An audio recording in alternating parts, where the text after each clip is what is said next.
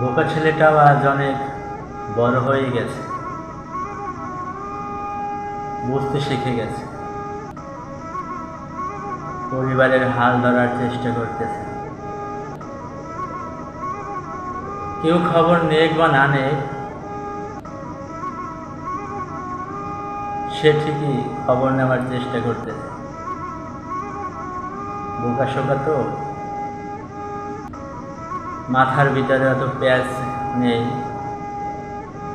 তাই সে সরলভাবে চলার চেষ্টা করে। কে কি বললো বা কে কি করলো সেটা সে ভেবে দেখে না। সে নিঃস্বার্থভাবে ভালোবেসে যায়। কে তাকে ভালোবাসলো বা ভালোবাসলো না এটা সে দেখে না। সে তার মতো করে ভালোবেসে যায়, সবাইকে নিয়ে সুখে থাকতে চায়। কে কি করলো বা কে কি করলো না সেটা নিয়ে সে ভাবে না। সে যতটুকু পারে চেষ্টা করে তার স্বাদ মধ্যে দিয়ে সবাইকে খুশি রাখে। বোকা ছেলেটা আজও বুঝতে পারলো না যে মানুষ কত সহজে বদলে যায়।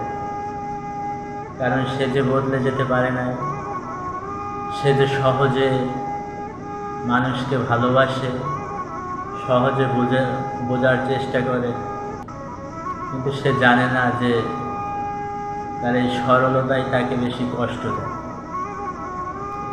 কারণ সে কাঁদতে কাঁদতেও হাসতে পারে। সবাই বোঝে সে অনেক শক্ত। হয়তো কোনো একদিন সেও আর কাউকে ভালোবাসবে না, কারণ সে বুঝে যাবে যে বোকা হলে শুধু কষ্টই পেতে হবে সারা জীবন।